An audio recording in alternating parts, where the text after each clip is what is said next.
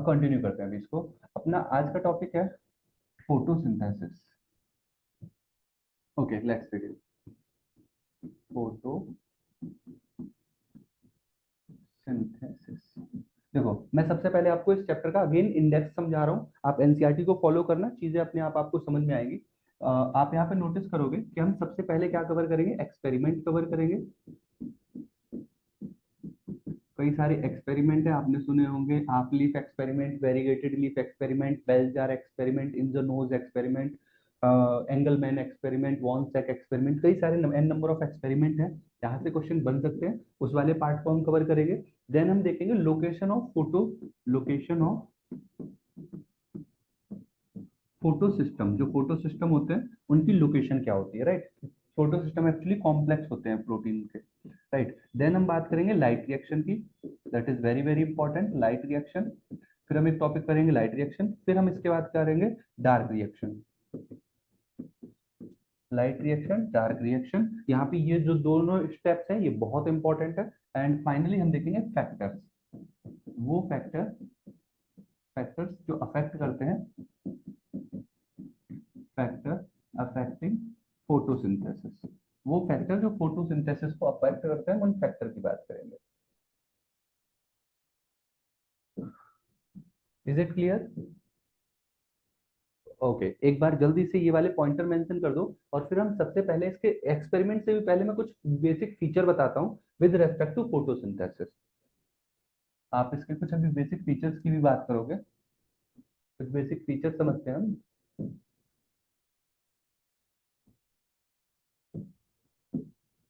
Sir मैं एक चीज पूछना चाह रहा था बोलो। कि जैसे सर हमें ये अपन एनसीईआरटी का जैसे इसमें पूरा पढ़ लेते हैं, एनसीईआरटी से रिलेटेड सवाल भी अपन कर लेते हैं, ठीक तो है। सर जो क्वेश्चन जो वहाँ पे आते हैं ना उनका लेवल क्या रहता है? देखो, मैंने जितना अब तक अपने करियर में ऑब्जर्व किया है, नो डाउट मैक्सिमम चीजें ये एनसीईआरटी के रेस्पेक्ट में पूछते हैं, right. But in certain cases वो चीजों को ऊपर उठा के भी पूछ सकते हैं, बट वो सर्टेन केस आपके वो वाले हैं, जैसे आप अगर पीजीटी कई सारे बच्चे होंगे जो जूलॉजी से दे रहे हैं, राइट, ऐसा भी है ना। सब्जेक्ट वाइज कैटेगराइजेशन आप नोटिस जी। कर सकते हो, है ना। तो जी आप सर। क्या देखोगे, जिसमें आपका कैटेगराइजेशन वाला पार्ट है, ऐसा नहीं है कि देखो अगर सेल बायोलॉजी चैप्टर है तो उसमें कहीं क्लेम नहीं है कि जूलॉजी का पार्ट है कि बॉटनी का पार्ट है।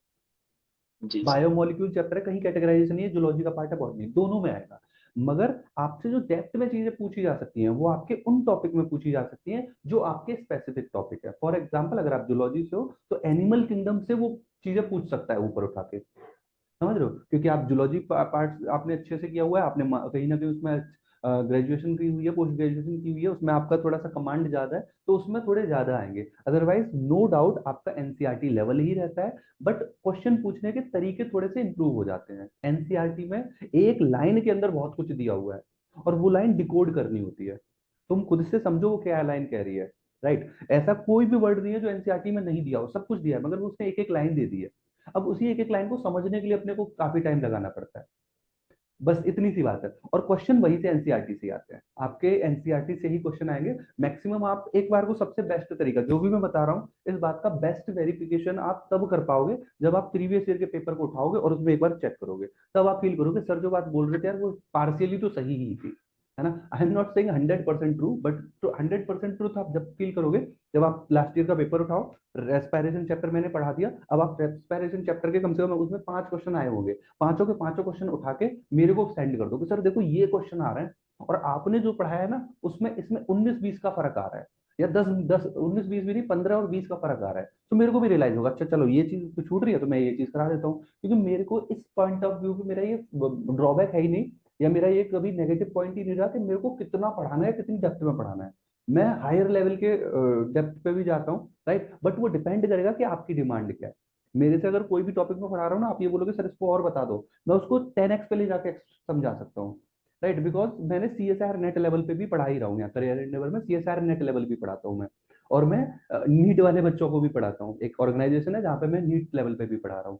तो मेरे लिए ये कभी बैरियर ही नहीं है कि मुझे नीट लेवल पे पढ़ाना है या सीएसआर नेट लेवल पे पढ़ाना है, या दोनों के मिड में पढ़ाना है। ये चीज बेस्ट डिसाइड करेगा आपका प्रीवियस ईयर क्वेश्चन का जो लेवल है वो। और मैं चाहे कितना भी आपसे ये बोलूं कि यार नीट लेवल ही आता है या हायर एजुकेशन का लेवल भी आता है, आप उतना फील नहीं कर पाओगे जब तक आप खुद नहीं चेक करोगे क्वेश्चन।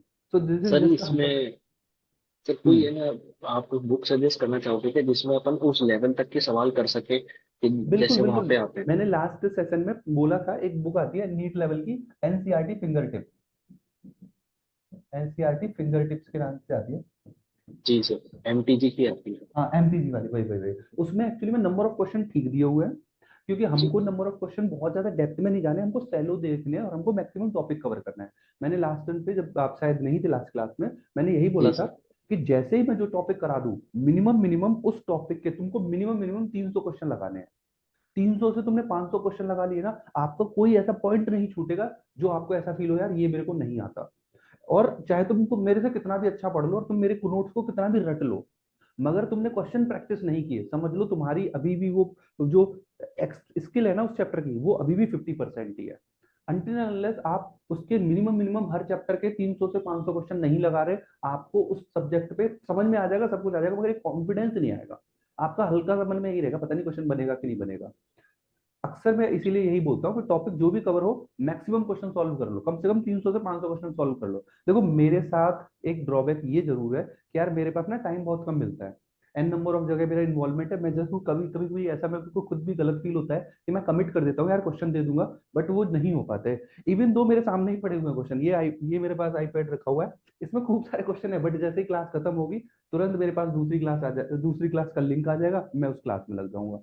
राइट, सो ये वाला एक प्रॉब्लम क्रिएट हो जाता है मेरे साथ, कई सारे बच्चों के मेरे पास मैसेज भी आते हैं कि सर वो क्वेश्चन भेज दो। फिर सर मेरे, इसमें ना इतने इतने क्वेश्चन प्रैक्टिस करने के बाद है ना, फिर भी कुछ छूटता है क्या? देखो वो छूटेगा, थोड़ा थोड़ा छूटेगा। और वो पता है कैसे कवर होगा? जैसे मानो मैंने टॉपिक पढ़ा दिया रेस्पिरेशन, मैंने अपने साइड से डन कर दिया, मैंने तो मेरे को लगा सटल सिस्टम एनसीईआरटी में 2 लाइन में दिया है कि ये सटल सिस्टम ये होती है, बट मैंने उसको डिटेल में समझा दिया, कि इसलिए समझा दिया कि उसमें होता क्या है वो समझ में आ जाए। बट अब स्टिल देखो, दो चीजें होती है क्वेश्चन प्रैक्टिस करते समय भी, एक होती है हम क्वेश्चन प्रैक्टिस कर रहे हैं, एक होती है प्रीवियस ईयर क्वेश्चन लगा रहे हैं। तो दोनों में बस इतना अंतर आ जाता है कि प्रीवियस ईयर क्वेश्चन लगाओगे तो तुमको वो लेवल मैच करके बता देगा कि भाई मेरे को इसके इधर उधर रहना है। क्वेश्चन प्रैक्टिस कर लोगे वो तुमको टॉपिक समझा देगा कि यार ये तो सर टॉपिक है। जी, इसका लेवल सर पीएमटी का ही रहता है या थोड़ा सा हायर जाता है? पीएमटी से हायर जाता है, इसमें कोई शक वाली बात नहीं है। पीएमटी जी लेवल रखना है, लेवल वही है, क्योंकि कॉन्सेप्ट वहीं से आएंगे, क्योंकि सारे टॉपिक कवर होते हैं। एनसीईआरटी के क्लास 11th में अगर 16 चैप्टर है तो 16 के 16 चैप्टर से आएगा, क्लास 12th में 13 चैप्टर है तो 13 के 13 चैप्टर से आएगा, सब कुछ आता है। और जब सब कुछ जी आएगा तो सैलो हो जाएंगी चीजें, वो डेप्थ उतनी नहीं रहेगी स्टिल, क्योंकि आप एग्जाम दे रहे हो, तो ऑब्वियस सी बात है थोड़ी सी डेप्थ वो रखेगा, अब वो थोड़ी थोड़ी डेप्थ कुछ कुछ सब्जेक्ट पे ही जाएंगी। तो जी अपन तो इस ओरिएंटेशन से चलेंगे। मैं कभी एनसीईआरटी के एब्सोल्युटली नहीं पढ़ाता, आपने पिछला चैप्टर भी देखा होगा, एब्सोल्युटली मैं एनसीईआरटी पढ़ाता ही नहीं हूँ, क्योंकि मेरे माइंड में जो इन्फॉर्मेशन सेट है मैं पहले वही डिलीवर करता हूँ। और फिर हम देख लेंगे कि एनसीईआरटी से अगर कोई चीज छूट रही है तो अच्छी बात है, उसको कवर कर लेंगे, नहीं छूट रही तो वेल एंड गुड है, मैंने अपनी तरफ से तुमको कवर करा दिया ये टॉपिक। तो इस तरीके से अपन चलेंगे, जहां जहां मुझे लगेगा कि इसमें थोड़ा सा और डेप्थ में ले जाने की जरूरत है, जो एनसीईआरटी में नहीं क्लियर किया हुआ, तो वो मैं खुद ही लेके जाऊंगा, उसमें आपको बिल्कुल सफर करना ही नहीं है। आप तो बस इतना काम कर लेना, अपनी साइड से जो दो काम करने हैं, एक काम करना है कि क्वेश्चन क्वेश्चन लगा लेना, मैं बोल रहा हूँ 300 से 500 क्वेश्चन टॉपिक वाइज लगा लेना, वो क्वेश्चन लगा लेना, और पीवाईक्यू जरा देख लेना। और दूसरा काम एक जो करना है कि खुद के लेवल पे एनसीईआरटी पढ़ लेना, अगर आप ऑलरेडी टीचर हो या टीचिंग करते हो तो एनसीईआरटी आपकी चल भी रही होगी, नहीं अगर चल रही तो जैसे ही मैं चैप्टर खत्म करा दूं, जैसे मैंने लास्ट रेस्पिरेशन चैप्टर खत्म करा दिया, बस आपको 1 घंटा देना है, ओनली 1 आवर। आप एनसीईआरटी खोल के देखोगे, अपने आप सब समझ में आएगा, क्योंकि जो आपने पढ़ा है यहाँ क्लास में वो मोर देन सफिशियंट है, बस आपको एक बार एनसीईआरटी देख लेनी है। एनसीईआरटी में बस कुछ टर्म दिए होंगे कि यार एनाबॉलिक वर्ड आ गया, एम्फीबॉलिक वर्ड आ गया, या कोई एक नया वर्ड आ गया, फिजियोकेमिकल वर्ड आ गया, आपको अगर वो क्वेश्चन मार्क लग रहा है ना, तो नेक्स्ट क्लास शुरू हो सबसे पहले ये शब्द पूछ लो, क्लास सर बाद में स्टार्ट करना, ये एनसीईआरटी में मीनिंग नहीं समझ में आए, बस इतना काम कर लो आप तो। और आपको एट द एंड सेटिस्फेक्शन होगा, या एट द एंड आप ऐसा फील करोगे हाँ यार मैक्सिमम चीजें कवर हो गई है, वर्थ इट रहा है पूरा। अभी आपके माइंड में खूब सारे क्वेश्चन आएंगे, बट हम जब तक प्रोसेस को कंप्लीट नहीं करेंगे ना, आगे नहीं बढ़ेंगे, तब तक वो फिर क्वेश्चन मार्क ही रहेगा। समझ रहे हो मैं क्या कह रहा हूँ? जी सर। ग्रेट। सो बस अपन दो दो स्टेप पे काम करेंगे, मैं यहाँ पे मैक्सिमम जितना बेस्ट एनसीईआरटी और जितना बेस्ट मेरे को डेप्थ में ले जाना है उतना ले जाते हुए कवर करा दूंगा टॉपिक, यहाँ पे टॉपिक कवर कराऊंगा। आपकी जिम्मेदारी इतनी रहनी है कि एनसीईआरटी एटलीस्ट पढ़नी है और 200 से 500 क्वेश्चन लगाने हैं। Sir right. इसमें ये जो आप नंबर ऑफ क्वेश्चंस कह रहे हो, ये इसका सर क्या ड्यूरेशन रहना चाहिए? मेरे को तो सर दो इसका दिन लग रिलेशन जाते बस सर। इतना आता है, जैसे अभी मैं यहाँ पे एक एग्जांपल के साथ समझाऊंगा कि बहुत सिंपल सी चीज है कि फोटो सिस्टम, मान लो हमारे पास फोटो सिस्टम 2 है, फोटो सिस्टम 1 है, राइट। अभी हम लाइट रिएक्शन पढ़ेंगे, राइट। तो इसी चीज पे एन नंबर ऑफ टाइम, बस छोटी सी चीज होती है। जैसे मैंने एक लाइन में कोई चीज पढ़ी कि electron transport from photosystem 2 to photosystem 1, बात सही है। एक क्वेश्चन मैंने लगाया कि during electron transport from photosystem 2 to photosystem 1 it involve cytochrome C. अगली बार, during the transport of electron transport from photosystem 2 to cytochrome B6F, यहाँ पे मेंशन करेगा कि यूवी क्विनॉल इन्वॉल्व होता है या फाइलोक्विनोन होता है। तो अब ये जब इस तरीके से क्वेश्चन लगाओगे ना, जैसे तुम क्वेश्चन लगाओगे इनके 5 क्वेश्चन, तुम्हारे दिमाग में आने लगेगा यार ये क्या था, तुरंत तुम कॉपी खोलोगे, देखोगे हाँ यही था, फिर दोबारा क्वेश्चन लगाया, फिर उसी से तुमने क्वेश्चन लगाया, सेम चीज थी, अच्छा हाँ यही तो अभी बता रहा था। आपको सेम इंफॉर्मेशन को 4 तरीके से पूछ लेगा। सेम जी इंफॉर्मेशन जब 4 तरीके से पूछेगा ना, और एक बार भी तुम गलत करोगे, जब हम गलतियां करते हैं माइंड अटेंटिव हो जाता है, या जब हम कोई चीज नहीं आ रही होती अपने आप माइंड अटेंटिव हो जाता है। तो बस वो आपको हल्का सा फील कराएगा कि बेटा तुमने पढ़ लिया है, राइट। बट इसका मतलब ये नहीं है कि तुम्हारे माइंड में सारी चीजें हैं। अब उसी को वेरीफाई कर रहे हैं तो क्वेश्चन लगा लो। आप जैसे ही सर, आप, इसमें सर मैं ये पूछना चाह रहा हूँ कि जो नंबर ऑफ क्वेश्चन आप बता रहे हो इसका ड्यूरेशन कितना रहता है? जैसे 2 दिन में करनी चाहिए और 1 दिन में करनी चाहिए, क्योंकि मेरे को सर वो 2 से 3 दिन आपकी लग जाते कैपेबिलिटी के ऊपर हैं। है। आपकी कैपेबिलिटी के ऊपर है। आपने जैसे ही ये चैप्टर लगा लिया, बस आज आप करना क्या, बेशक चाहे जितने भी क्वेश्चन सॉल्व हो, बस 1 घंटा, 1 घंटा भी नहीं दे सकते तो आप आधे घंटे, सिर्फ 30 मिनट्स का टाइमर सेट करके, बट उस 30 सेकंड में, 30 मिनट में आपको कोई और डिस्टर्ब ना करे, आप खाना पीना खा के 30 मिनट के लिए PYQ की कोई बुक उठा लेना, या मैं सेंड कर दूंगा 1-2 PDF, उनको बस उठा के, PDF ना हो बुक ही ऑर्डर कर लेना, बुक ज्यादा बेटर है। आप आधे घंटे में क्वेश्चन लगा के देखो, क्वेश्चन कितने बन रहे हैं, नहीं जो क्वेश्चन बन रहे हैं मार्क करो और नोट करके चेक कर लो। लास्ट में 30 मिनट क्वेश्चन लगाओ, और क्वेश्चन लगाने के बाद आपको खुद वो जो मैं डिफरेंस की बात कर रहा हूँ ना वो फील होगा। क्योंकि जिस रास्ते को मैंने भी तय किया है ना, तो उसमें मैंने ऐसी यही चीजें नोटिस की है। हम चाहे कितना भी बेहतर कंटेंट पढ़ लें, चाहे खुद ब्रह्मा जी पढ़ा दें आके, फिर भी जब तक हम क्वेश्चन प्रैक्टिस नहीं करेंगे ना, तब तक वो कंप्लीटनेस नहीं आएगी, राइट। और वो जब हम क्वेश्चन गलत करते हैं तो वो फील हो जाता है यार, चाहे कितना भी, कितनी बार तो पढ़ लिया फिर भी क्वेश्चन गलत कर रहा हूँ, वो वाला माइंड में क्वेश्चन मार्क आता ही है, राइट। सो वो आपको बेहतर तरीके से क्लियर तभी होगा जब आप क्वेश्चन लगाओगे। क्योंकि मैं जब हायर एजुकेशन में CSR नेट की तैयारी कर रहा था ना, so at that time I realise this part, कि मैंने जब फर्स्ट टाइम CSR नेट दिया, मेरा सिर्फ नेट क्वालिफाई हुआ था, इसमें GRF नहीं हुआ था। बट उस समय मेरे को ये चीजें फील हो गई थी कि मैंने कमी कहाँ की है। मैंने सेकंड टाइम वही एग्जाम दिया, मैंने ऑल इंडिया रैंक 8 लेके आया हुआ है। AIR 8 CSR नेट GRF में लाना बहुत बड़ी बात हो जाती है।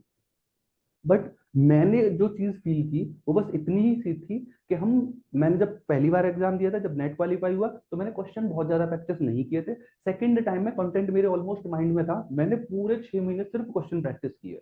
मैक्सिमम क्वेश्चन प्रैक्टिस जितनी कर सकते थे, मॉक टेस्ट लगाना, या कोई कहीं से क्वेश्चन मिल जाए, यूट्यूब पे अगर कोई PDF आ जाए, मैंने मैक्सिमम सिर्फ क्वेश्चन प्रैक्टिस किया है। क्योंकि जब हम क्वेश्चन लगाते हैं अपने माइंड में कंटेंट अपने आप ही रिवाइज हो जाता है। अगर वो क्वेश्चन गलत हो रहा है तो वो समझा देगा बेटा ये टॉपिक वीक है, अगर वो क्वेश्चन सही हो रहा है तो तुम्हारा कॉन्फिडेंस बढ़ता चला जाएगा, तुमको पता होगा कि मैं इस तरीके के क्वेश्चन गलत नहीं कर सकता। जैसे वो तुम देखोगे ना, एक होती है हमारी सबकॉन्शियसली मेमोरी माइंड में चली रही होती है, कि तुम जैसे क्वेश्चन देखोगे ना कोई, तुमको ऐसा फील आएगा यार ये मैंने क्वेश्चन पढ़ा है कहीं ना कहीं, और मुझे पता है इसका आंसर बी ही है।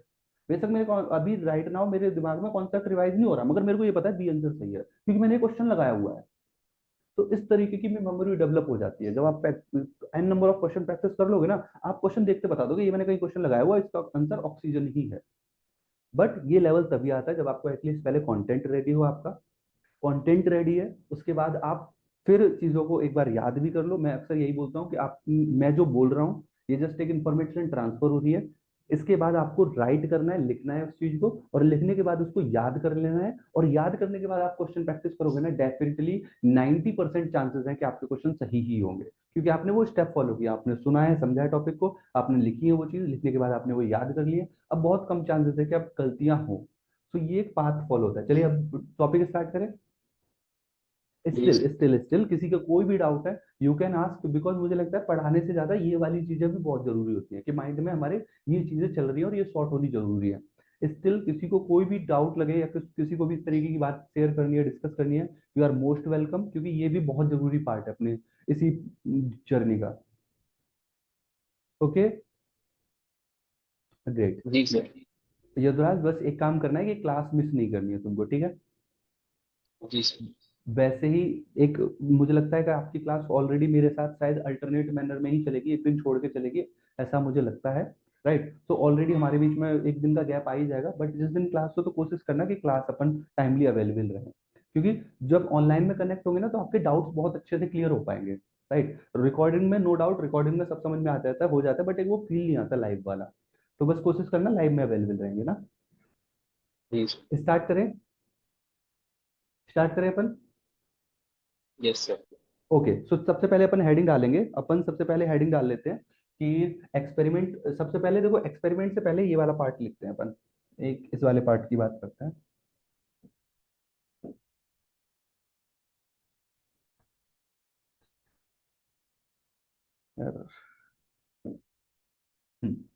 सबसे पहले अपन देखो, एक्सपेरिमेंट से पहले कुछ बेसिक्स की बात करते हैं।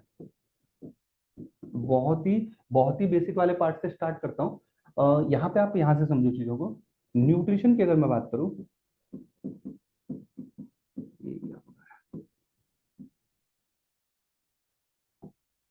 न्यूट्रिशन की अगर मैं बात करूँ तो न्यूट्रिशन दो तरीके से होता है, एक हेट्रोट्रॉपिक, एक होता है ऑटोट्रॉपिक।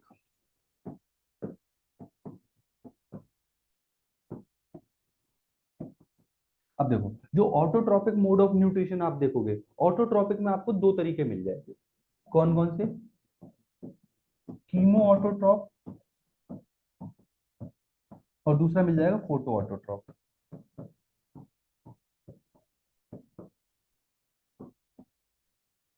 जब आप बात करोगे फोटो ऑटोट्रॉप की, तो यहाँ पे आपको फोटो ऑटोट्रॉप में दो मेंबर मिल जाएंगे, एक ऑक्सीजेनिक और एक एन ऑक्सीजेनिक।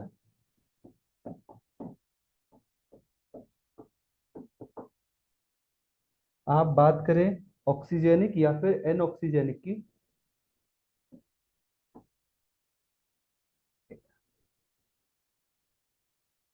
आप बात करें ऑक्सीजेनिक या फिर एन ऑक्सीजेनिक की, तो यहाँ पे आप देखेंगे डिफरेंस बस इतना सा मिलेगा।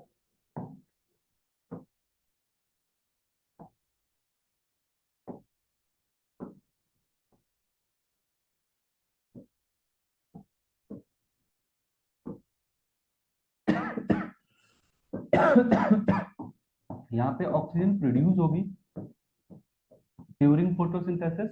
एन ऑक्सीजनिक में आप देखोगे ऑक्सीजन प्रोड्यूस नहीं होगी, नॉट नॉट प्रोड्यूस। राइट, बस इतनी सी बात है। जब भी फोटो ऑटोट्रॉपिक, फोटोसिंथेसिस, ऑब्वियस सी बात है, यहाँ पे फोटो ऑटोट्रॉप है तो एनर्जी कैसे आएगी? सनलाइट से आएगी। यहाँ पे एनर्जी कैसे आती है? केमिकल से। देखो, ऑटोट्रॉप जो जो अपने लिए फूड खुद बना रहा है, अब वो फूड के लिए एनर्जी कहाँ से आ रही है? यहाँ पे केमिकल से एनर्जी आ रही है, और यहाँ पे आप कैसे मेंशन करोगे? लाइट से वो एनर्जी आ रही है, लाइट से वो एनर्जी आ रही है। अब फोटो ऑटोट्रॉप भी दो तरीके के हैं, एक ऑक्सीजनिक जो जब फोटोसिंथेसिस करेंगे तो ऑक्सीजन रिलीज करेंगे, एक होंगे एन ऑक्सीजनिक जो फोटोसिंथेसिस करेंगे तो ऑक्सीजन रिलीज नहीं करेंगे। ये वाला एक डिफरेंस आपको देखने को मिलेगा। अब आप नोटिस करोगे जो ये जो प्रोसेस है, फोटो ऑटोट्रॉप की प्रोसेस है, इसमें दो स्टेप इन्वॉल्व होती है, या इवन अपन ऐसे मेंशन कर सकते हैं कि जो फोटो ऑटोट्रॉपिक ऑर्गेनिज्म है, जो सनलाइट को यूज कर रहे हैं, राइट, उन दोनों में आपको डिफरेंस देखने को मिलेगा कि जब वो प्रोसेस परफॉर्म करेंगे तो दो मेजर प्रोसेस होगी, एक होगी हमारे पास लाइट रिएक्शन और एक होगी डार्क रिएक्शन। यहाँ पे आपको दो स्टेप देखने को मिल जाएंगे, एक होगी आपके पास लाइट रिएक्शन और एक क्या होगी? Dark reaction. लाइट रिएक्शन वाले पार्ट में आप नोटिस करोगे कि हम सनलाइट को कन्वर्ट कर रहे होंगे। राइट, सनलाइट को हम किस में कन्वर्ट कर रहे हैं? फॉर एग्जांपल, हमने सनलाइट को यूज करते हुए एन सॉरी एडीपी से एटीपी बनाए, राइट, और हमने क्या मेंशन किए? एनएडीपी प्लस से हमने एनएडीपीएच बनाए, एनएडीपीएच। तो इसको हम क्या बोल रहे हैं? हम इसको बोल रहे हैं, इस पूरी प्रोसेस को हम क्या बोल रहे हैं? वी आर सेइंग कि ये जो प्रोसेस चल रही है ये कुछ इस तरीके से है, ये प्रोसेस कुछ इस तरीके से है कि यहाँ पे ये जो लाइट एनर्जी है, यहाँ पे ये जो लाइट एनर्जी है, यहाँ पे ये जो लाइट एनर्जी है, यहाँ पे ये जो लाइट एनर्जी है, वो किस में कन्वर्ट हो रही है? केमिकल एनर्जी में। वो केमिकल एनर्जी में कन्वर्ट हो रही है। ओके, सो यहाँ क्या हो रहा है? This light energy is being convert into chemical energy. तो यही है आपकी लाइट रिएक्शन। लाइट रिएक्शन में आप देखते हो लाइट एनर्जी जो है कन्वर्ट हो रही है किसमें? केमिकल एनर्जी में। अब आप डार्क रिएक्शन में देखोगे, डार्क रिएक्शन में क्या होगा, ये जो CO2 था, CO2 कन्वर्ट होगा किसमें, ग्लूकोज में। CO2 कन्वर्ट होगा किसमें, ग्लूकोज में। मगर ड्यूरिंग दिस प्रोसेस आप नोटिस करेंगे, ड्यूरिंग दिस प्रोसेस आप नोटिस करोगे कि इस प्रोसेस में ये जो एटीपी थे, ये जो एटीपी है और जो हमारे NADPH है, ये हमारे यूटिलाइज हो गए। तो एटीपी और NADPH क्या होंगे, यूटिलाइज हो गए इस प्रोसेस में। तो ये आपकी क्या है, ओके, तो ये हमारी क्या है, डार्क रिएक्शन है। This is our dark reaction. Light reaction में आप देखोगे लाइट एनर्जी केमिकल एनर्जी में कन्वर्ट होगी, और जो डार्क रिएक्शन है उसमें आप CO2 का फिक्सेशन करोगे। तो इस वाले पार्ट को आप मेंशन करो सबसे पहले।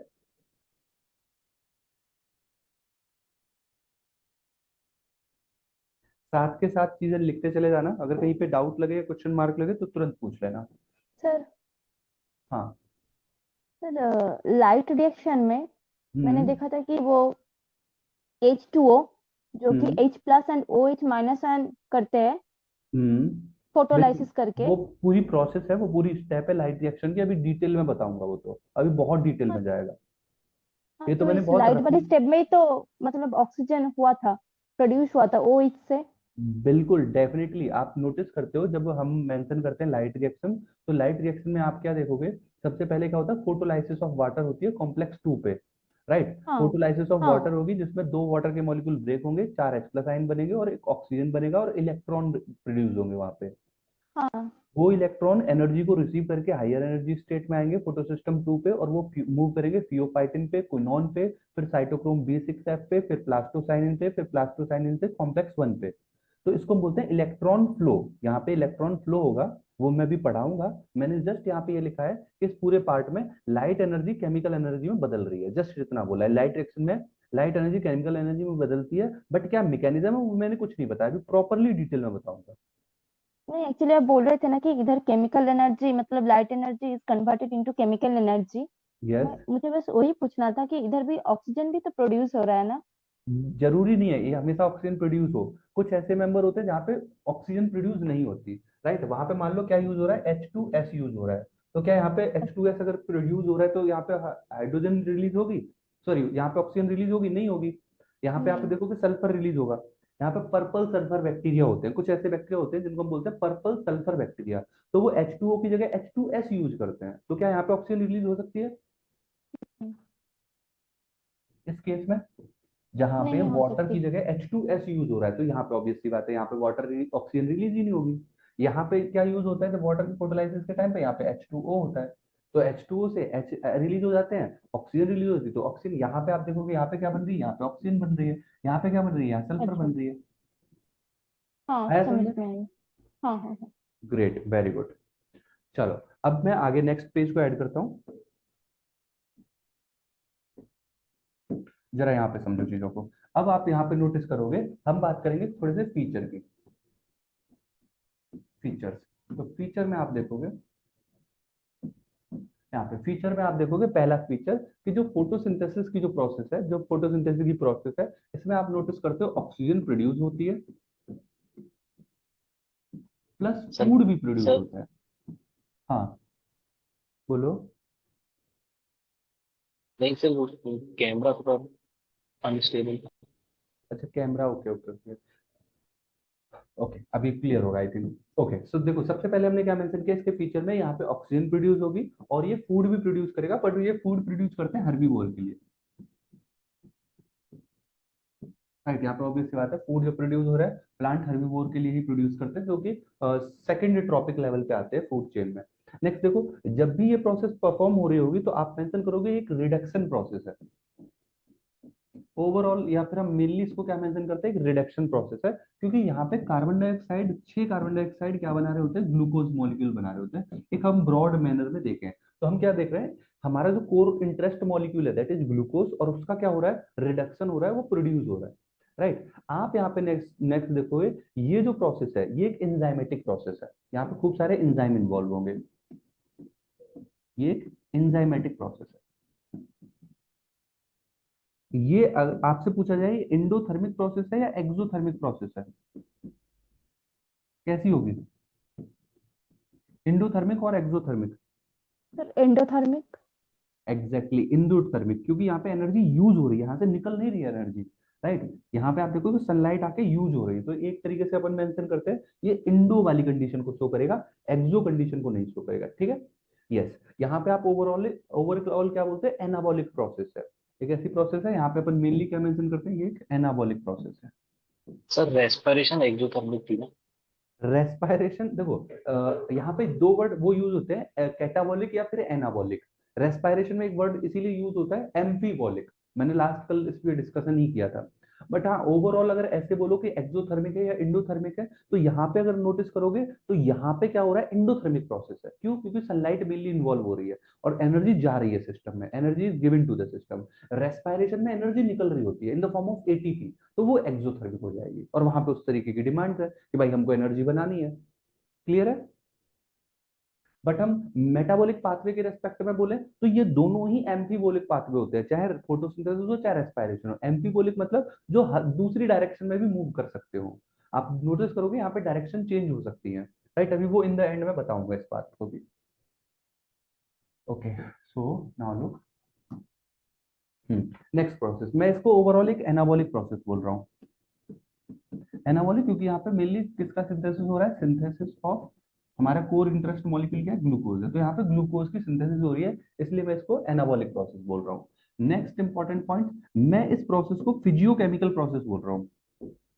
फिजियोकेमिकल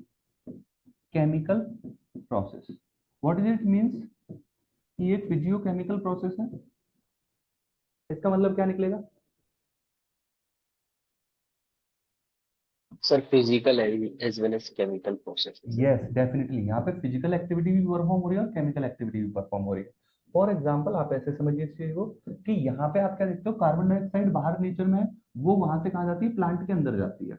कैसे जाती है? डिफ्यूजन से जाती है। कैसे जाती है? डिफ्यूजन से। कार्बन डाइऑक्साइड डिफ्यूजन ही तो कर रही है, एक्टिव ट्रांसपोर्ट तो कुछ हो नहीं रहा। कार्बन डाइऑक्साइड डिफ्यूज होकर कहाँ जाती है, प्लांट के अंदर जाती है। तो ये डिफ्यूजन की प्रोसेस केमिकल प्रोसेस है या फिर ये फिजिकल प्रोसेस है? Sir physical. ऑब्वियस सी बात है, ये एक फिजिकल प्रोसेस होगी, क्योंकि फिजिकली वो बाहर से अंदर जा रही है, तो ये एक फिजिकल प्रोसेस हो गई। आप अंदर क्या नोटिस करोगे, जब ये अंदर पहुंच जाएगी तो कार्बन डाइऑक्साइड कन्वर्ट हो जाती है किसमें, ग्लूकोज में। अब ये कौन सी प्रोसेस है, केमिकल प्रोसेस या फिजिकल प्रोसेस है? केमिकल। डेफिनेटली ये केमिकल प्रोसेस है, क्योंकि कार्बन डाइऑक्साइड का ग्लूकोज में कन्वर्ट होना मल्टीपल केमिकल स्टेप को इन्वॉल्व करता है। तो यहाँ पे आप बोल रहे हो कि एक फिजिकल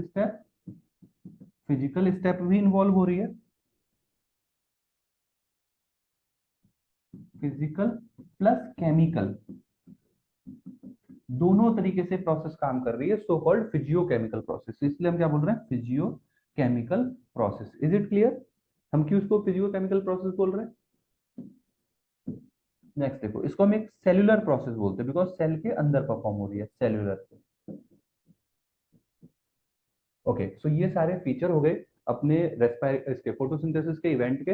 अब आप साइड हेडिंग डालेंगे एक्सपेरिमेंट, इसको नोट कर लो तुरंत with in second, and heading डालो एक्सपेरिमेंट। एक एक करके मैं सारे पहले तो एक्सपेरिमेंट मेंशन कर दूंगा, फिर हम डिस्कस करेंगे एक्सपेरिमेंट को।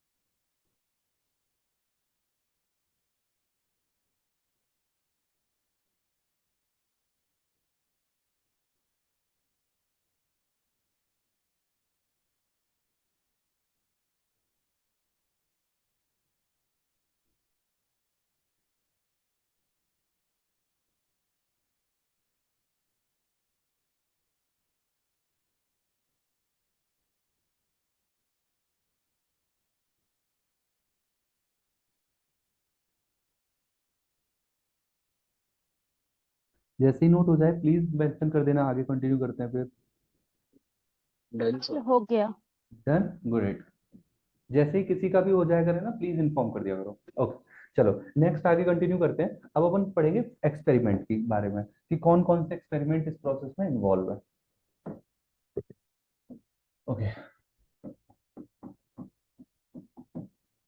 देखो मैं पहले लिस्ट ऑफ एक्सपेरिमेंट बता देता हूँ क्योंकि ये अक्सर आपको देखने को मिल ही जाएंगे। पहला है वेरीगेटेड लीफ एक्सपेरिमेंट। बस हमको ये ध्यान रखना है कि इस एक्सपेरिमेंट में यूनिक क्या था या फिर क्या किया गया और फिर इसका रिजल्ट क्या आया। बस हमको ये चीजें देखनी है कि इस वेरीगेटेड लीफ एक्सपेरिमेंट में स्पेशल क्या था और इसका फाइनली रिजल्ट क्या था। बस ये आपने को ध्यान से समझना होगा। पहला है वेरीगेटेड लीफ एक्सपेरिमेंट, फिर अपने पास है half leaf experiment. Half leaf experiment, half leaf experiment के बाद हम पढ़ेंगे bell jar experiment. Bell jar experiment, bell jar experiment के बाद अपन को पढ़ना है Ingenhousz experiment.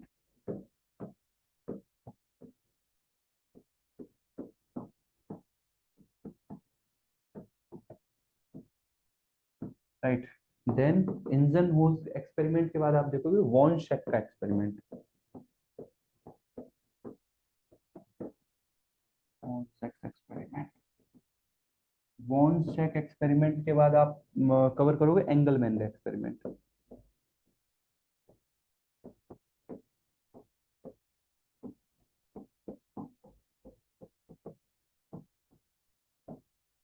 And then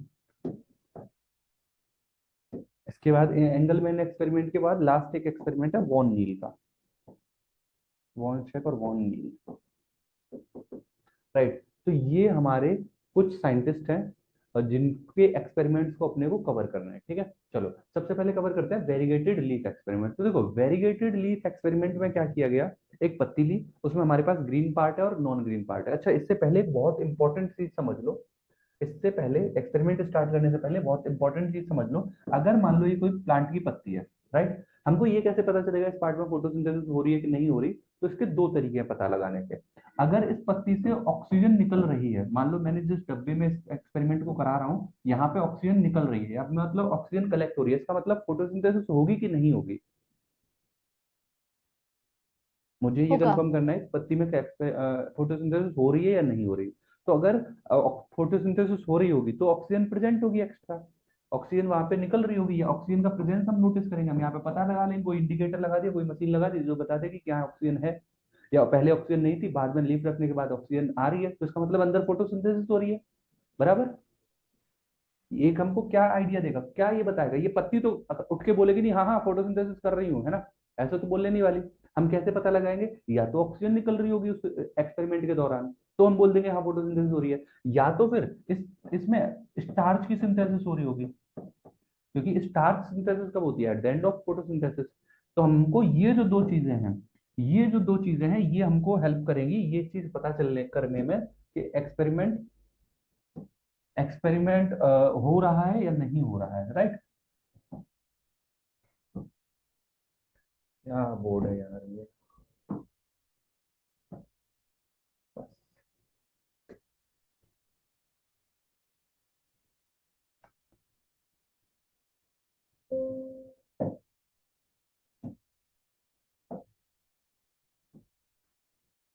okay, सो अब अपन एक एक करके डिस्कस करते हैं। देखो सबसे पहले अपन बात करेंगे वेरीगेटेड लीफ एक्सपेरिमेंट की। इस लीफ एक्सपेरिमेंट में क्या किया गया, मान लो एक पत्ती थी, इसको हमने आधे पार्ट को मान लो छुपा दिया, तो ये भी एक वेरीगेटेड कंडीशन है। या तो फिर इसके पास कुछ ग्रीन पार्ट है और कुछ नॉन ग्रीन पार्ट है, और जो नॉन ग्रीन पार्ट है वो वेरीगेटेड पार्ट की है। तो आप क्या देखोगे, जब हमने इसको छिपा दिया तो इस वाले पार्ट में पता चला कि फोटोसिंथेसिस नहीं हो रही, यहाँ पे आप नोटिस करोगे फोटोसिंथेसिस नहीं हो रही, राइट। और इस वाले पार्ट में आप देख रहे हो कि फोटोसिंथेसिस हो रही है। तो इस एक्सपेरिमेंट से ये बोला गया कि वेरीगेटेड लीफ एक्सपेरिमेंट में कि जो ग्रीन पार्ट ऑफ प्लांट है ना वो फोटोसिंथेसिस के लिए नेसेसरी है, क्योंकि ये नॉन ग्रीन पार्ट था वहां फोटोसिंथेसिस नहीं हो रही, फोटोसिंथेसिस एब्सेंट। कहाँ पे एब्सेंट है, नॉन ग्रीन में, जहां ग्रीन नहीं है, और जहां पे ग्रीन है वहां पे हो रही है। कहाँ पे हो रही है? ग्रीन वाले पार्ट में।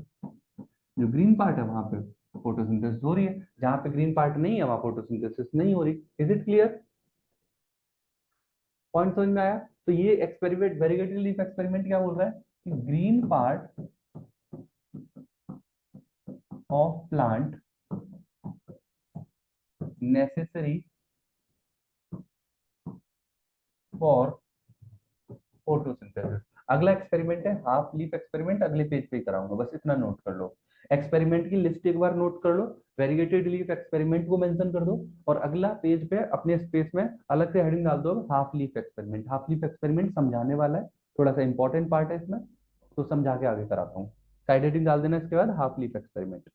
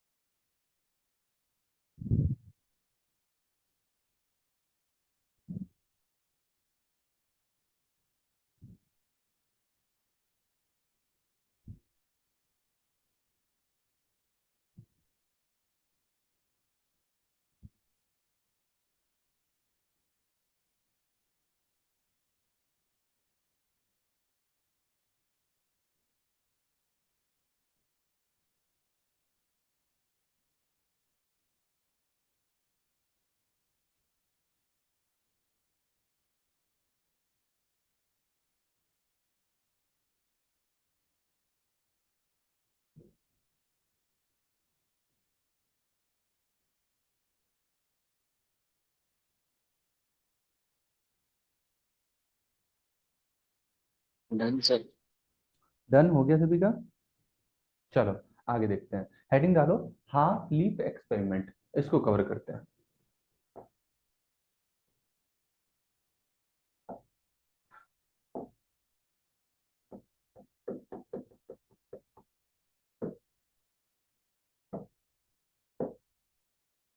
ओके,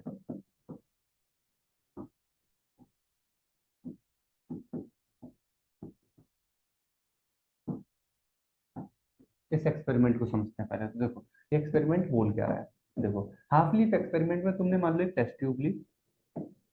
इस टेस्ट ट्यूब में आपने क्या किया, एक पत्ती ली।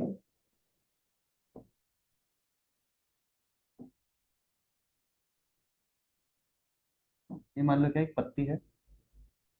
इस पत्ती के आधे पार्ट को आपने टेस्ट ट्यूब के अंदर डाला हुआ है, और टेस्ट ट्यूब में आपने अंदर की साइड में कॉटन भर दी है। यहाँ पे क्या कॉटन है, और कॉटन में मिक्स कर दिया है क्या, KOH। राइट, यहाँ पे के कॉटन किस में एब्जॉर्ब है, कॉटन एब्जॉर्ब किस में, KOH में। KOH सोक्ड कॉटन है, राइट, जिसको हमने टेस्ट ट्यूब के अंदर प्लेस कर रखा है। अब आपको ये बात पता है, ये आपको ऑलरेडी पता है, राइट, कि KOH क्या कर लेता है, CO2 को एब्जॉर्ब CO2। कर लेता है। यस, ये बात पता है आपको, वेरी गुड। ये क्या करता है भाई, CO2 को क्या कर लेता है, और एब्जॉर्ब कर लेता है। अगर इसने CO2 को एब्जॉर्ब कर लिया, तो वो प्लांट का पार्ट जो यहाँ पे अंदर है, क्या इसको CO2 अवेलेबल हो रही है? CO2 इसको अवेलेबल हो पाएगी कि नहीं हो पाएगी? नहीं हो पाएगी, क्योंकि भाई यहाँ की पूरी CO2 तो यहाँ पे ये पैक भी है, ऐसा नहीं कि खुला हुआ है, हल्का सा पैक है, जितना पार्ट अंदर है उसको ही बस रखा हुआ है। तो यहाँ पे क्योंकि CO2 एब्जॉर्ब हो गई, तो और यहाँ पे CO2 एब्सेंट है, आपसे बोला जा रहा है कि यहाँ पे CO2 क्या है, एब्सेंट है भाई। और चूंकि यहाँ पे CO2 एब्सेंट है, तो यहाँ पे आप देखोगे स्टार्च की सिंथेसिस नहीं हो रही है। स्टार्च सिंथेसिस एब्सेंट, नॉट अगर, या लिख सकते हैं नॉट। अगर स्टार्च सिंथेसिस नहीं हो रही तो इसका मतलब फोटोसिंथेसिस एब्सेंट, फोटोसिंथेसिस एब्सेंट। यहाँ पे फोटोसिंथेसिस नहीं हो रही है। और ये वाला जो पार्ट है, यहाँ पे जब ऑब्जर्व किया गया तो यहाँ पे स्टार्च प्रेजेंट है। स्टार्च क्या है, यहाँ प्रेजेंट है, और यहाँ प्रेजेंट है स्टार्च, तो इसका मतलब यहाँ फोटोसिंथेसिस हो रही है, फोटोसिंथेसिस प्रेजेंट। यहाँ पे क्या हो रही है, फोटोसिंथेसिस हो रही है। तो इस पूरी एक्सपेरिमेंट से, पूरी चीजों से बस हमने ये चीज फाइनली कंक्लूड की, हमने फाइनली ये कंक्लूजन दिया कि CO2 is require for photosynthesis. कि भाई क्या जरूरी है, CO2 जरूरी है, CO2 is require for photosynthesis. ये एक्सपेरिमेंट तब परफॉर्म किए गए थे जब इनकी इंफॉर्मेशन बहुत ज्यादा नहीं थी, तब इस बात से भी बहुत फर्क पड़ता था कि CO2 जरूरी है कि नहीं है। आज हमको पता है, प्रोसेस मैकेनिज्म पता है, तो हमको लगता है अच्छा ये तो बहुत ईजी था। बट जब ये चीजें नहीं पता थी, उस समय ये बात प्रूव करना कि फोटोसिंथेसिस इंपॉर्टेंट है, फोटोसिंथेसिस में CO2 इंपॉर्टेंट है, इस बात को प्रूव करना बहुत इंपॉर्टेंट हो जाता है। Right, CO2 is required for photosynthesis. So this was the result. इसको नोट करो, ये हमारा क्या है, रिजल्ट है। ये हमने देखा हाफ लीफ एक्सपेरिमेंट के बारे में।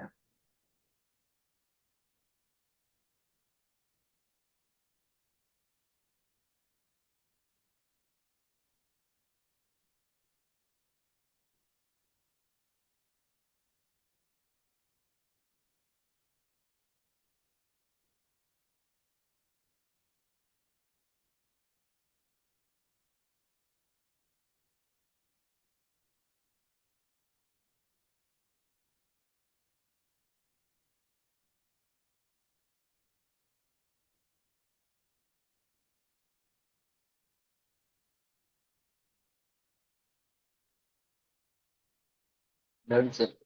Done, very good. चलो अब अपन हेडिंग डालेंगे, next heading that is bell jar experiment. Priestley का एक्सपेरिमेंट था ये, बेल जार एक्सपेरिमेंट। राइट, एक साइंटिस्ट थे जिनका नाम था प्रिस्टली। राइट, इन्होंने ऑक्सीजन को भी डिस्कवर किया था, ऐसा मेंशन किया जाता है कि 1770 में इन्होंने डिस्कवर किया था ऑक्सीजन को। नहीं बोला गया कि भाई इन्होंने, प्रिस्टली ने ऑक्सीजन को डिस्कवर किया था। इन्होंने एक्सपेरिमेंट परफॉर्म किए थे कई सारे। जैसे एक एक्सपेरिमेंट इन्होंने माइस और कैंडल और एक जार को लेके सर किया था। सर तो कोई कुछ कह रहा है, हाँ सर, एक्चुअली ये पढ़ा था 1774 पे, मतलब 1774। Let me check it again, ऐसा ही रिमेम्बर ये सर ऐसे ईयर थोड़ी आते हैं उसमें, क्या। ऐसे नहीं नहीं, ईयर। बहुत रेयरली आपको ईयर तो देखने को मिलेंगी, ईयर तो नॉट नॉर्मली नहीं आते।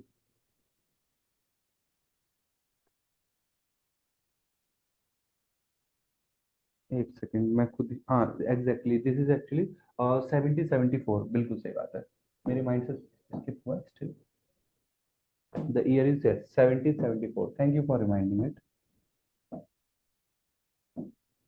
1774, make it correct. Okay, so priestly ने 1774 में अपन मेंशन करते हैं कि डिस्कवर की ऑक्सीजन, और उसी पीरियड ऑफ टाइम पे इन्होंने कई सारे एक्सपेरिमेंट परफॉर्म किए थे। राइट, एक एक्सपेरिमेंट था बेल जार एक्सपेरिमेंट। इस बेल जार एक्सपेरिमेंट में इन्होंने क्या किया, एक जार लिया, इसमें इन्होंने एक कैंडल ली, एक कैंडल ली और एक चूहा लिया,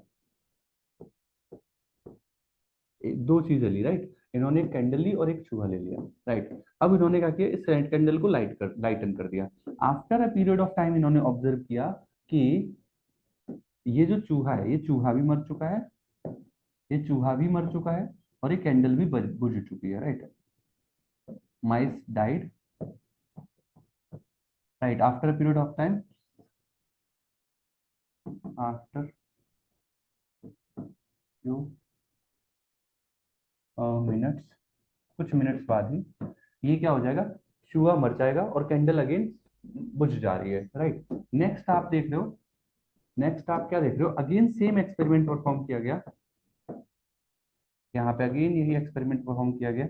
एक कैंडल है, ये माउस है। राइट, एंड यहाँ पे मेंशन किया जा रहा है कि भाई ये अभी जला रहे थे। अब इसको after a period of time देखा गया, बट इस समय एक चेंज दिया गया यहाँ पे, एंड दैट चेंज वाज कि यहाँ पे एक मिंट का प्लांट रख दिया। यहाँ पे एक एडिशनल काम किया है बस कि यहाँ पे मिंट रख दिया है। जैसे ही हमने मिंट का प्लांट रखा है यहाँ पे, as I added the mint plant, तो अब हम क्या देख रहे हैं, ये सारी चीजें जिंदा भी हैं। Same same situation after period of time, सारी चीजें लाइव है। मतलब कैंडल भी बर्न हो रही है, माइस भी जिंदा है, और मिंट भी यहाँ पे क्या है, एग्जिस्ट करेगा ही करेगा, राइट। तो इससे उन्होंने यहाँ पे एक कॉन्सेप्ट दिया फाइलोजन और डीफाइलोजन का। उन्होंने बोला कि जब एनिमल को हम रख रहे हैं और बर्न कर रहे हैं कैंडल को, तो ये क्या होता है, ये एक फाउल एयर प्रोड्यूस करते हैं। ऐसे मेंशन किया उन्होंने, माइस and candle foul create FOUL foul air. इन्होंने गंदी हवा, फाउल मतलब उन्होंने ऐसे वर्ड मेंशन किया कि इन्होंने गंदी हवा क्रिएट कर दी, या फिर इन्होंने जो एयर क्वालिटी है, एयर क्वालिटी डिग्रेड कर दी। इन्होंने क्या कर दिया, एयर क्वालिटी को डिग्रेड कर दिया। But as I added mint plant, पर मगर जब मैंने मिंट प्लांट को ऐड किया, as I introduce mint plant, mint को इंट्रोड्यूस किया, सो इसने क्या किया, इस मिंट प्लांट के इंट्रोड्यूस होने से इसने क्या किया, एयर क्वालिटी को रिस्टोर कर दिया। इट रिस्टोर, इसने क्या किया, रिस्टोर एयर क्वालिटी। एयर की क्वालिटी थी उसको इसने क्या कर दिया, रिस्टोर कर दिया। सो यही उन्होंने रिजल्ट में भी मेंशन किया कि green plants can restore air quality. Air quality को ग्रीन प्लांट जो होते हैं वो क्या कर रहे हैं भाई, रिस्टोर कर रहे हैं। सो दिस इज इंपॉर्टेंट, उन्होंने अपने रिजल्ट में ये मेंशन किया। और इन्हीं के एक्सपेरिमेंट को ही फॉलो करते हुए एक साइंटिस्ट है इंजन होज। इंजन होज ने फिर कई सारे एक्सपेरिमेंट परफॉर्म किए थे। तो note it down fast.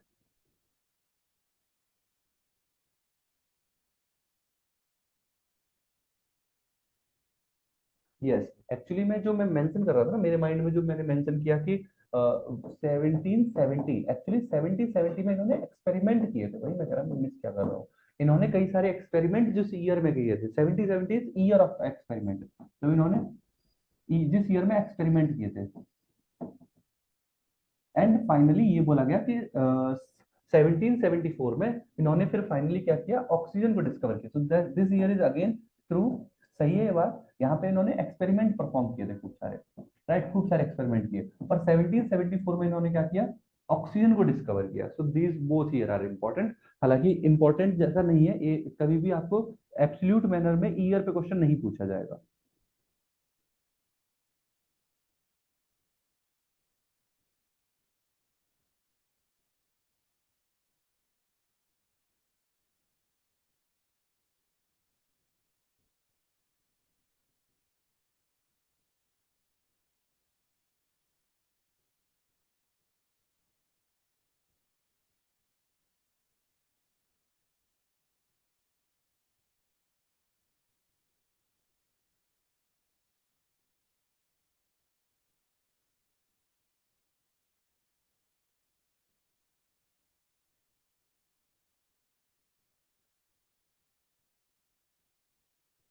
Done sir. हो गया, very good. Last 10 second rest, student जल्दी से कर लो।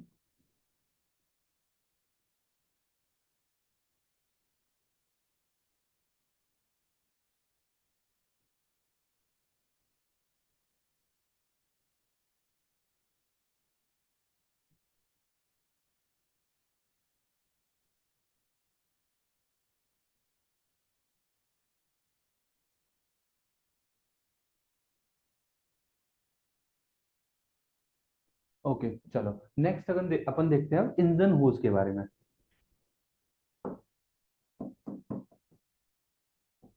जैन इंजन होज नाम था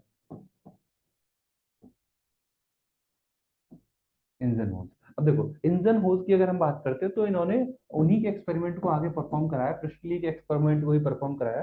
जैसे इन्होंने एक एक्सपेरिमेंट का सेटअप लगाया, इन्होंने क्या किया, रिपीट किया सिमिलर एक्सपेरिमेंट को, रिपीट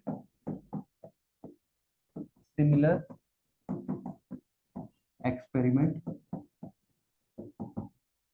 इन्होंने सिमिलर एक्सपेरिमेंट को रिपीट किया, प्रिस्टली वाला सेम एक्सपेरिमेंट को रिपीट किया, बस इन्होंने अंतर क्या कर दिया, एक बार दिन में किया, डे में किया, और एक बार नाइट में किया। वही कौन सा एक्सपेरिमेंट, जो माइस वाला, मिंट वाला, कैंडल वाला जो एक्सपेरिमेंट था, राइट। इसी एक्सपेरिमेंट को इन्होंने दिन में और रात में परफॉर्म किया, और जब उन्होंने अलग अलग डे टाइम पे इसको, डे और नाइट में जब इसको परफॉर्म किया, तो उन्होंने देखा कि फोटोसिंथेसिस जो हो रही है वो लाइट में हो रही है, लाइट में। तो इन्होंने रिजल्ट दिया इसका कि लाइट इज इंपॉर्टेंट। इससे पहले क्या आ चुका था कि carbon dioxide is important, right. तो light is important for photosynthesis. यहां से इस एक्सपेरिमेंट से उन्होंने ये बात निकाली कि भाई लाइट जरूरी है फोटोसिंथेसिस के लिए। फिर एक और कई एक्सपेरिमेंट किया इन्होंने, क्या किया, ब्राइट लाइट को green part of aquatic plant पे एक्सपोज किया। इन्होंने क्या किया, bright light expose to the green part of plant, plant के ग्रीन पार्ट पे क्या किया इन्होंने, ब्राइट लाइट को एक्सपोज किया, ब्राइट लाइट डाली, right. Grand plant of aquatic plant mention कर सकते हो, एक्वेटिक, एक्वेटिक मेंशन करना जरूरी है क्योंकि एयर बबल वहां पे बनेंगे। फिर जब इन्होंने ब्राइट लाइट को डाला तो इन्होंने देखा कि बबल फॉर्म हो रहे हैं। They found bubble of oxygen are being produced. तो इन्होंने बोला भाई देखो ऑक्सीजन के बबल प्रोड्यूस हो रहे हैं, ऑक्सीजन के बबल प्रोड्यूस हो रहे हैं, इसका मतलब फोटोसिंथेसिस में ऑक्सीजन निकलती है। तो उन्होंने यही बताया कि इन्होंने क्या बोला, ब्राइट लाइट जब भी ग्रीन पार्ट ऑफ प्लांट पे पड़ेगी, उन्होंने यही मेंशन किया यहाँ पे, bright light on green plant produce oxygen. इस एक्सपेरिमेंट के रिजल्ट में उन्होंने ये बताया कि भाई जब ब्राइट लाइट किसी भी एक्वेटिक प्लांट पे या किसी भी ग्रीन प्लांट पे पड़ेगी तो वो क्या प्रोड्यूस करेगी, ऑक्सीजन प्रोड्यूस करेगी। तो ये थे इंजनहोज के एक्सपेरिमेंट के आउटकम।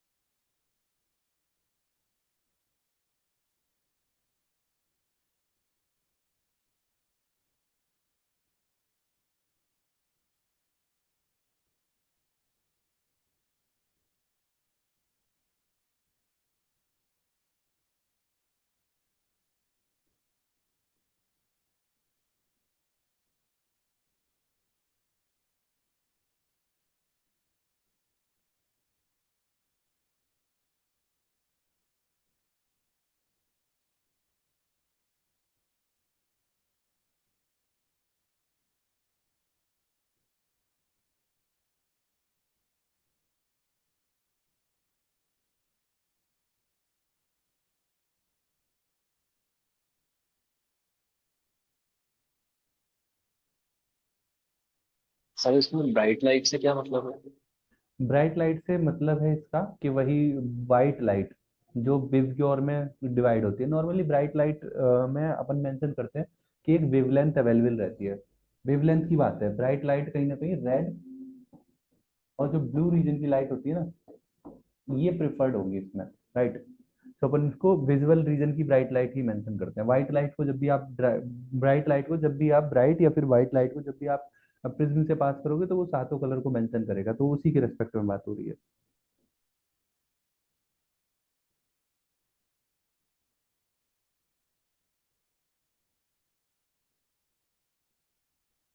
Done sir. डन हो गया सभी का, रेस्ट स्टूडेंट। शिवानी समझ में आ रहा है ना हाँ बच्चा सर। तुमको? Yes sir. ओजस्वी यस सर। क्लियर हो रही है सारी चीजें? Yes sir. Okay great. चलो नेक्स्ट आगे कंटिन्यू करते हैं। अब एक साइंटिस्ट आए जिनका नाम था वॉन शेक।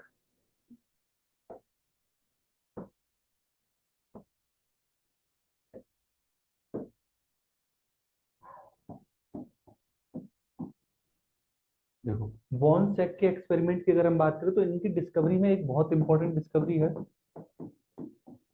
इन्होंने हाइड्रोपोनिक्स डिस्कवर किए थे।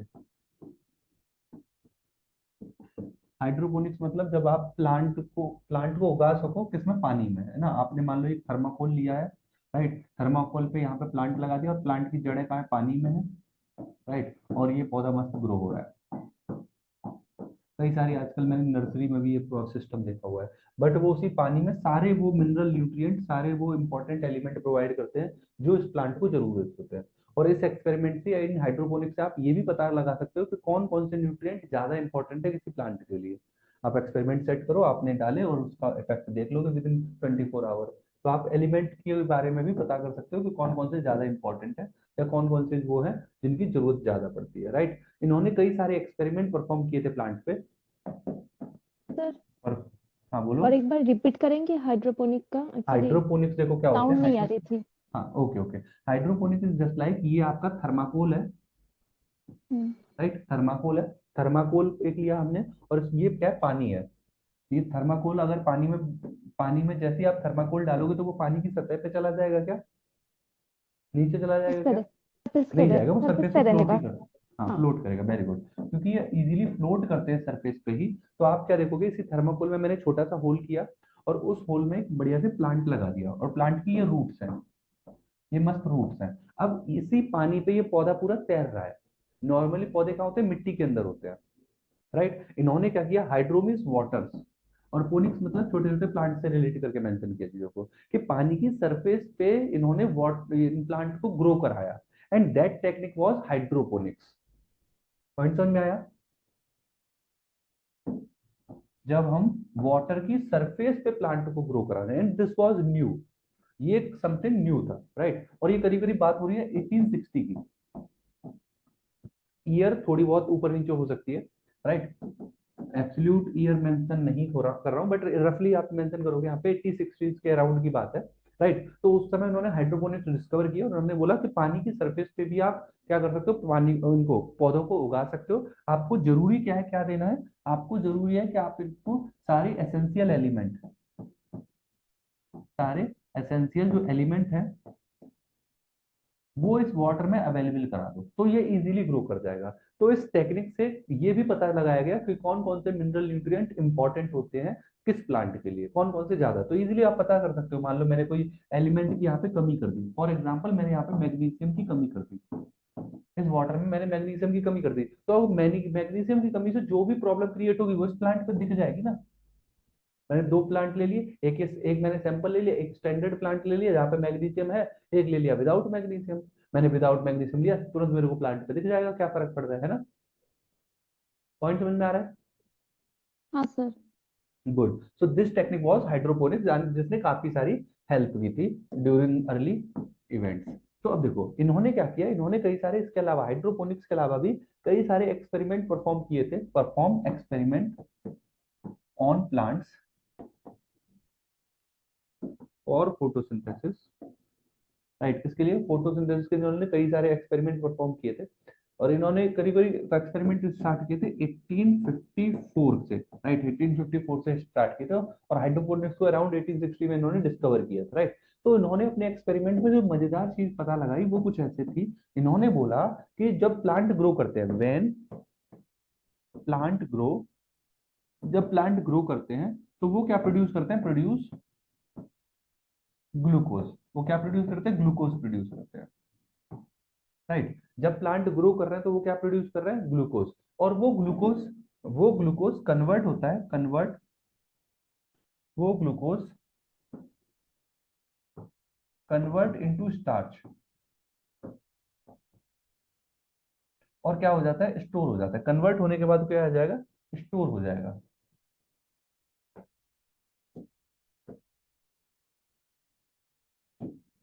वो कन्वर्ट होगा एंड स्टोर हो जाएगा, तो स्टार्च के फॉर्म में स्टोर हो जाएगा। तो ये बात इन्होंने अपने कई सारे एक्सपेरिमेंट को परफॉर्म करने के बाद मेंशन की अपने रिजल्ट में, कि जब प्लांट ग्रो करते हैं तो वो ग्लूकोज को फॉर्म करेंगे और ग्लूकोज फॉर्म होने के बाद वो कन्वर्ट होगा स्टार्च में और स्टार्च स्टोर हो जाएगा।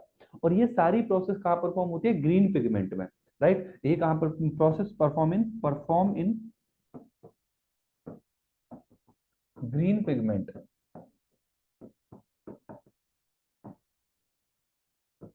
Inside chloroplast.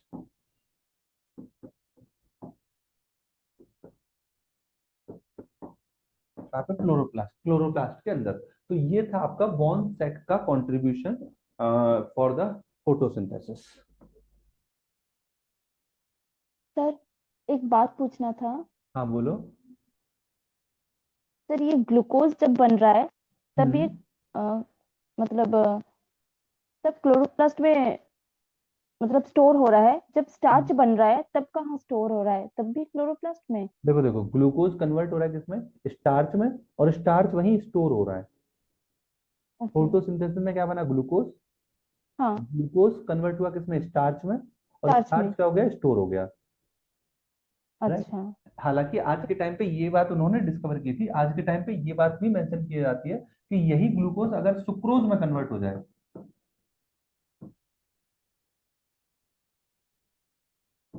अगर ये सुक्रोज में कन्वर्ट हो जाए तो वो क्या करेगा? ट्रांसपोर्ट होगा, वो प्लांट में ट्रांसपोर्ट हो जाएगा एक जगह से दूसरी तरफ। पॉइंट समझ में आ रहा हाँ है? फ्लो। अगर वो स्टार्च हाँ में हाँ, कन्वर्ट होता है, क्या बाय फ्लोएम। क्या? बाय फ्लोएम है ना? By.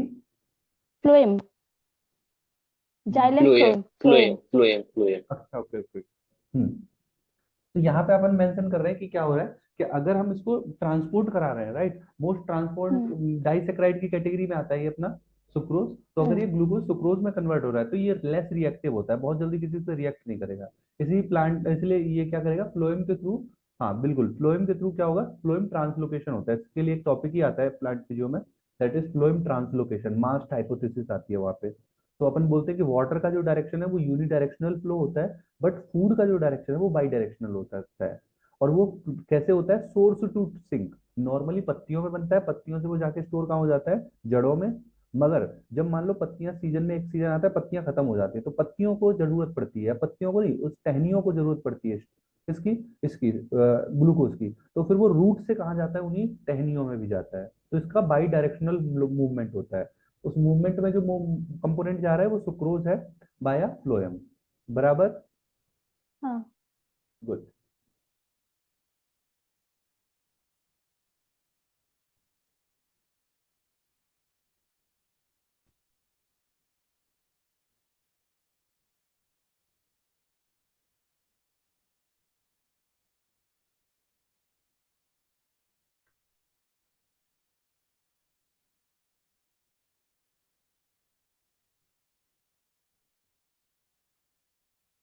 Done.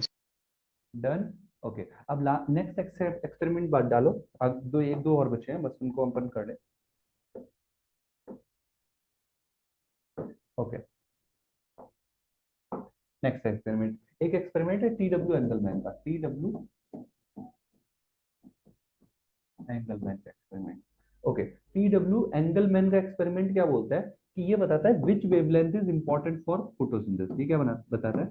Which wavelength of light is important for photosynthesis. कौन से वेवलेंथ की लाइट इंपॉर्टेंट है फोटोसिंथेसिस के लिए? तो जरा देखो, इन्होंने एक्सपेरिमेंट में क्या किया, एक लिया प्रिज्म, प्रिज्म पे डाली व्हाइट लाइट, वो व्हाइट लाइट डिवाइड हो गई मल्टीपल कलर में।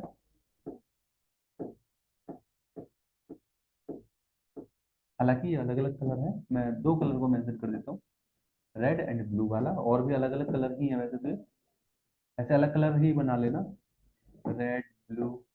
नॉर्मली क्या होता है? B I B G Y O R, right. तो अकॉर्डिंगली मेंशन कर देते हैं। चलो, ओ आर, आर यहाँ पे आ जाएगा, रेड मेंशन कर देता हूँ, और जो आपका ब्लू है ये मेंशन कर देता हूँ। तो इस तरीके से 7 कलर में ये क्या हो जाएगा? प्रिज्म के थ्रू जब लाइट पास होगी तो ये डिफरेंट डिफरेंट कलर में क्या हो जाएगा? सेपरेट हो जाएगा। फिर उन्होंने क्या किया? टेस्ट ट्यूब ली। इस टेस्ट ट्यूब में ग्रीन फोटोसिंथेटिक, जो हमारे प्लांट होते हैं, साइनोबैक्टीरिया मेंशन कर सकते हो, ग्रीन फोटोसिंथेटिक ऑर्गेनिज्म मेंशन कर दो। राइट। यहाँ पे मान लो फॉर एग्जांपल स्पेसिफिकली मेंशन कर देते हैं स्पाइरोगायरा ले लिया, स्पाइरोगायरा। ठीक है, एक एल्गी वाली कैटेगरी में ही आता है, साइनोबैक्टीरिया वाली कैटेगरी में, ब्लू ग्रीन एल्गी में। ये क्या करता है? ऑक्सीजनिक होता है, जब भी फोटोसिंथेसिस करेगा तो ऑक्सीजन प्रोड्यूस करेगा।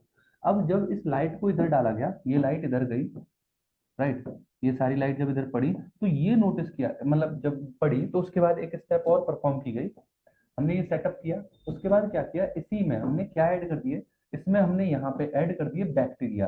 अब ये वो बैक्टीरिया है जो ऑक्सीजन डिपेंडेंट है, oxygen seeking bacteria, oxygen seeking bacteria. What is meaning of oxygen seeking bacteria? तो ऑक्सीजन सीकिंग बैक्टीरिया का मतलब है वो बैक्टीरिया जो ऑक्सीजन पे डिपेंड रहते हैं, जो ऑक्सीजन को यूटिलाइज करते हैं। तो जब इन्होंने ये वाला सेटअप बना के ऑक्सीजन सीकिंग बैक्टीरिया डाले तो ये देखा गया कि वो oxygen seeking bacteria blue region में कलेक्ट हो गए और रेड रीजन में जाके कलेक्ट हो गए। तो ये चीज आपको मेंशन कर रही है क्योंकि वो बैक्टीरिया कैसे हैं, ऑक्सीजन पे डिपेंड रहने वाले बैक्टीरिया, ऑक्सीजन को यूटिलाइज करने वाले बैक्टीरिया हैं। तो ये कंडीशन दिखा रही थी कि जो रेड रीजन की और जो ब्लू रीजन की लाइट है, ब्लू एंड रेड रीजन की जो लाइट्स हैं, they are important for photosynthesis, important for photosynthesis. क्योंकि यहाँ से ऑक्सीजन निकल रही है और जहां से ऑक्सीजन निकल रही है मतलब उस पार्ट पे बहुत तेजी से फोटोसिंथेसिस हो रही होगी, और क्योंकि यहाँ पे फोटोसिंथेसिस हो रही है तो मतलब हम समझ गए कि रेड रीजन की लाइट और जो हमारी ब्लू रीजन की लाइट है, this is important for photosynthesis. Is it clear? और इन्होंने सबसे पहला एक पॉइंट और ले लेना, first first action spectra, action spectra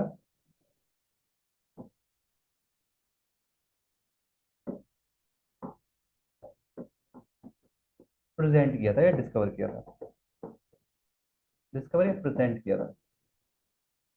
इन्होंने सबसे पहला एक्शन स्पेक्ट्रा जो होता है वो प्रेजेंट किया था। व्हाट इज एक्शन स्पेक्ट्रा, आगे आने वाले पार्ट में समझाऊंगा। हम एक्शन स्पेक्ट्रा में जो पिगमेंट है हमारे क्लोरोफिल ए क्लोरोफिल बी, उसके रेस्पेक्ट में मेंशन करते हैं कितनी फोटोसिंथेसिस हो रही है।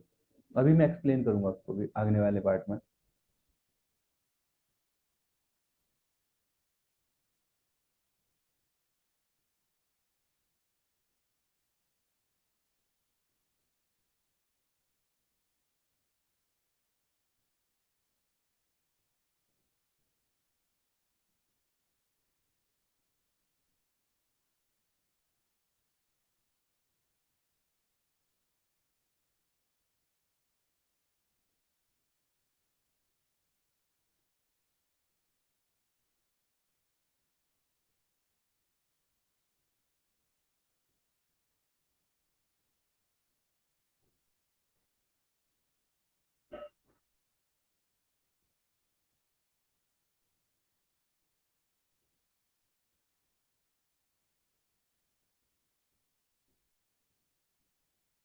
डन। हो गया, very good. Okay, last 10 second है, अभी नोट कर लो आप इसको।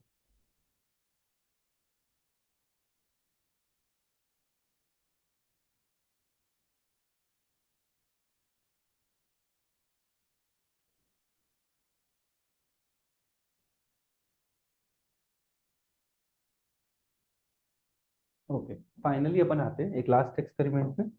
लास्ट एक्सपेरिमेंट है वॉन नील का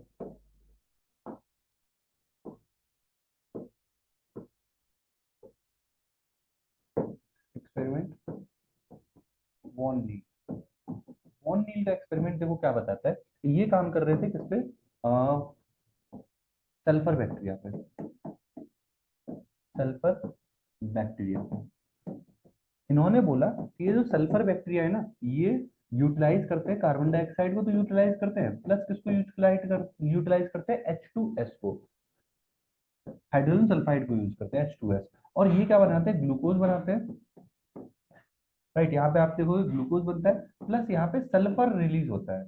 तो उन्होंने मेंशन किया कि एक्चुअली में जो ऑक्सीजन रिलीज होती है, इन्होंने ये बताया था, फाइनल रिजल्ट ये बताया था कि oxygen is release by photolysis of water, ये फोटोलाइसिस ऑफ वाटर। ऑक्सीजन जो रिलीज होती है वो फोटोलाइसिस ऑफ वाटर से रिलीज होती है। वो इस सल्फर बैक्टीरिया पे काम कर रहे थे और उन्होंने कुछ ऐसी प्रोसेस को ऑब्जर्व किया। उन्होंने तभी इसको रिलेट किया इनडायरेक्टली, और इन्होंने जो मेंशन किया था वो इनडायरेक्ट रिलेशन था, इनडायरेक्ट। इनसे जो एक्सपेरिमेंट से जो वो मिले थे, एविडेंस मिले थे, वो इनडायरेक्ट एविडेंस थे, वो डायरेक्ट एविडेंस नहीं थे। हालांकि डायरेक्ट एविडेंस कब होंगे, अगर मैं इस सल्फर को रेडियो लेवल कर दूं तो मैं देखूंगा ये सल्फर यहाँ निकलेगा रेडियो लेवल करने पे। और सिमिलर मैनर में अगर मेरे पास एक और एक्सपेरिमेंट है, जिसमें मैं बोल रहा हूँ कि कार्बन डाइऑक्साइड है प्लस यहाँ पे H2O है, तो यहाँ पे आप देख रहे हो ग्लूकोज बनेगा प्लस ऑक्सीजन बनेगी। तो देखो ग्लूकोज में भी C6H12O6 होती है, तो ऑक्सीजन तो यहाँ पे भी जाएगी, तो ये वाली जो ऑक्सीजन है वो ग्लूकोज में ही जा रही है। जो वाटर की फोटोलाइसिस से जो ऑक्सीजन बन रही है, ये वाली जो ऑक्सीजन है वो यहाँ पे आ रही है। तो उन्होंने इससे रिलेट किया कि भाई देखो यहाँ पे भी है, ये वाली यहाँ आ रही है, क्योंकि मेरे को पता है कि H2S वाली यहाँ से यहाँ आ रही है, इसको उन्होंने प्रूव कर लिया था। देन उन्होंने मेंशन किया कि भाई ये जो ऑक्सीजन आ रही है ना वो इधर ही से आ रही है। बट ये एक इनडायरेक्ट रिलेशन था, क्योंकि उन्होंने एक केमिकल रिएक्शन से मैच करके बताया था। कुछ ही समय बाद आफ्टर पीरियड ऑफ टाइम जैसे रेडियो एक्टिविटी इंट्रोड्यूस हुई, उन्होंने देखा कि यहाँ पे जब मैं रेडियो एक्टिविटी लगा रहा हूँ तो इसी वाली ऑक्सीजन पे रेडियो एक्टिविटी जो लगा रहा हूँ वो यहाँ पे एक्सप्रेस हो रही है, ग्लूकोज पे एक्सप्रेस नहीं हो रही। तो फाइनली डायरेक्ट एविडेंस आए बाया रेडियो एक्टिव सब्सटेंस। पॉइंट समझ में आया? मेन इन्होंने जो चीज मेंशन की थी वो ये थी। फाइनल इनका कंक्लूजन, फाइनल पॉइंट ये था कि ऑक्सीजन जो रिलीज होती है वो भाई फोटोलिसिस ऑफ वाटर आती है।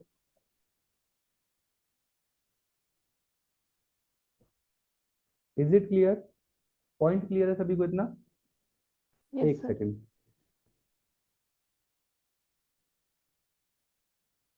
Hello, hello. हाँ दीदी। हाँ हाँ घर पे ही हूँ। हाँ घर पे ही हूँ। हाँ हाँ हाँ। ठीक है मेरे साइड से आप दिला दो, मैं मतलब पे कर दूँगा। ठीक है दीदी। ठीक है डन। हाँ दीदी।